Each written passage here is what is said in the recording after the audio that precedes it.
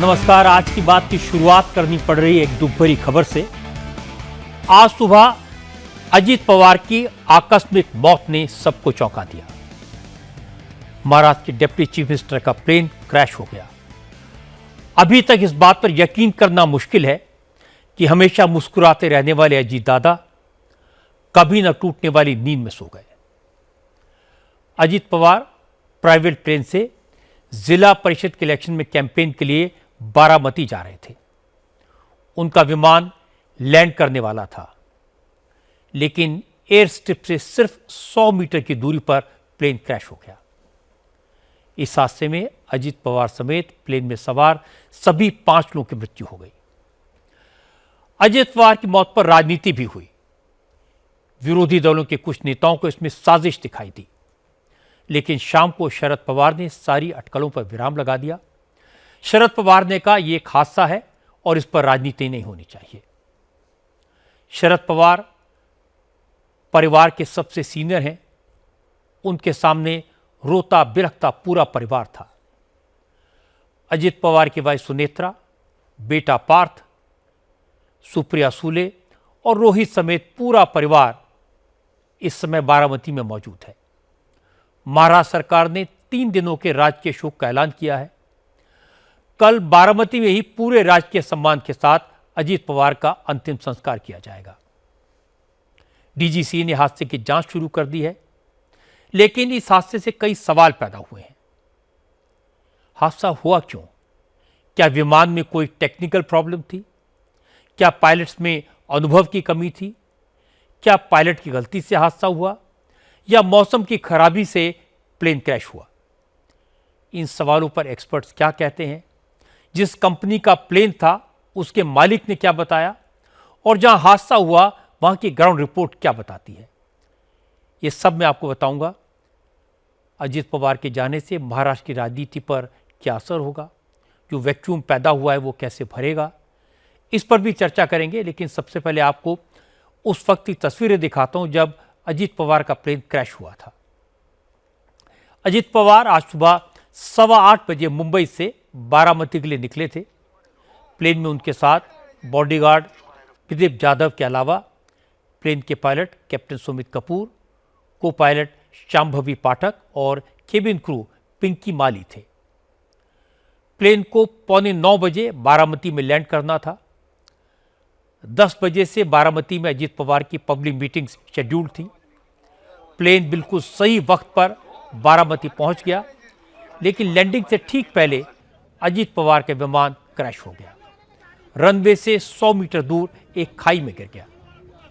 Crash होने के बाद विमान में आग लग गई और धमाके होने लगे। धमाके की आवाज सुनकर एयरपोर्ट के पास मौजूद बाबी गांव के लोग सबसे पहले मौके पर पहुंचे। कुछ लोगों ने पानी डालकर आग बुझाने की कोशिश की। 15 मिनट में पुलिस और फायर ब्रिगेड की गाड़ियां भी पहुंच गई। आग पर काबू भी पा लिया गया, लेकिन हादसे में सभी 5 लोगों की मौत हो चुकी थी। वो सब जो इस विमान में सवार थे।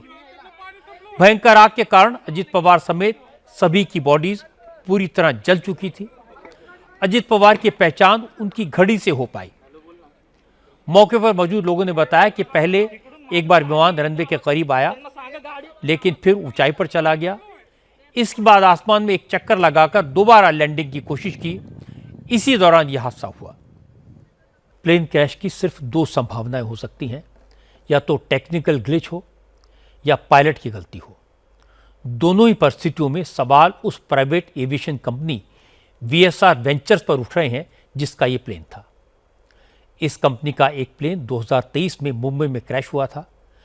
आज जो प्लेन हादसे का शिकार हुआ वो 8 सीटर बॉम्बार्डियर वीएसआर लियरजेट 45 था। लियरजेट 45 कनाडा की बॉम्बार्डियर एरोस्पेस कंपनी बनाती है। इस विमान की रेंज करीब 2000 से 2235 नॉटिकल माइल्स है। लियरजेट 45 तेज क्रूजिंग स्पीड के लिए जाना जाता है और ये 51,000 फीट ऊंचाई तक उड़ान भर सकता है। शरद पवार और उनके पूरे परिवार के लिए वक्त बहुत मुश्किल का है। जिस समय विमान हादसा हुआ, अजीत पवार की पार्टी के ज्यादातर मेंबर्स मुंबई में थे। प्लेन के क्रैश की खबर मिलते ही एनसीपी के हजारों कार्यकर्ता बारामती में उस हॉस्पिटल के बाहर जमा हो गए जहां अजित पवार की बॉडी को रखा गया था। रोहित पवार रोते हुए हॉस्पिटल पहुंचे। कुछ देर के बाद अजित पवार की वाइफ सुनेत्रा और बहन सुप्रिया सुले भी वहां पहुंची। इसके बाद शरद पवार बारामती पहुंचे। अजित पवार के निधन से हर कोई सदमे में है, शोक है, लेकिन ऐसे वक्त में भी कुछ नेताओं ने उनकी मौत को सियासत का मुद्दा बनाने की कोशिश की। ममता बनर्जी को तो अजित पवार के प्लेन क्रैश में साजिश दिखाई दी। ममता ने कहा कि अजित पवार शरद पवार के पास लौटने वाले थे, बीजेपी का साथ छोड़ने वाले थे। ऐसे में उनका प्लेन क्रैश होना किसी साजिश का नतीजा भी हो सकता है। ममता ने कहा कि इस हादसे की सुप्रीम कोर्ट की निगरानी में जांच होनी चाहिए, क्योंकि जांच एजेंसियों पर तो उनको बिल्कुल भी भरोसा नहीं है। अब बात बंगाल की। आज बंगाल में ममता बनर्जी की रैली हुई और बीजेपी के अध्यक्ष नितिन नवीन ने भी आज बंगाल में पहली रैली की। वैसे आज ममता बनर्जी को दिल्ली आना था, लेकिन उन्होंने दिल्ली का कार्यक्रम कैंसिल कर दिया और सिंगूर में रैली की।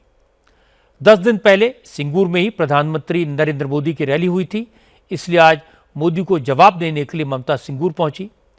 सिंगूर वो जगह है जहां 20 साल पहले ममता ने 26 दिन का उपवास किया था और बंगाल से लेफ्ट फ्रंट की 30 साल पुरानी सरकार को उखाड़ फेंका था। आज की रैली में ममता ने सिंगूर के आंदोलन की याद दिलाई। उन्होंने कहा कि सिंगूर वालों ने ही मां, माटी और मानुष की सरकार को रास्ता दिखाया। अब बात यूसीसी एक्ट को लेकर सवर्ण समाज की नाराजगी की।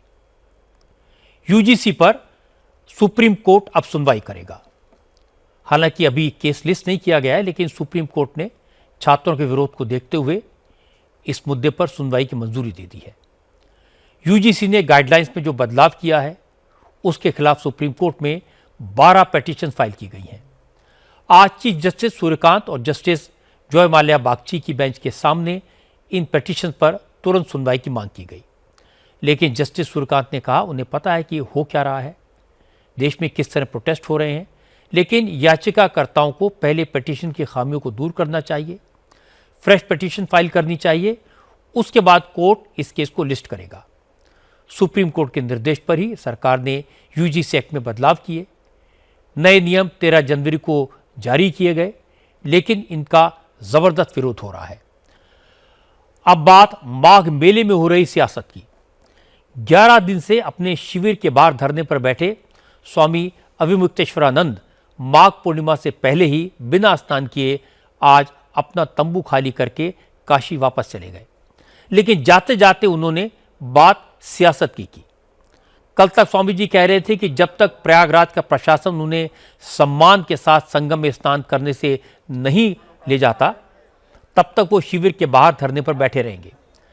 आज प्रशासन की तरफ से स्वामी जी को एक प्रस्ताव भेजा गया।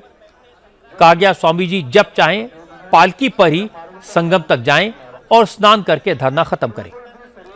प्रशासन ने यहां तक कह दिया कि जिन अधिकारियों से स्वामी जी खफा हैं वो अफसर स्वामी जी को खुद स्नान के लिए संगम तक ले जाएंगे। और अब बात उत्तराखंड की।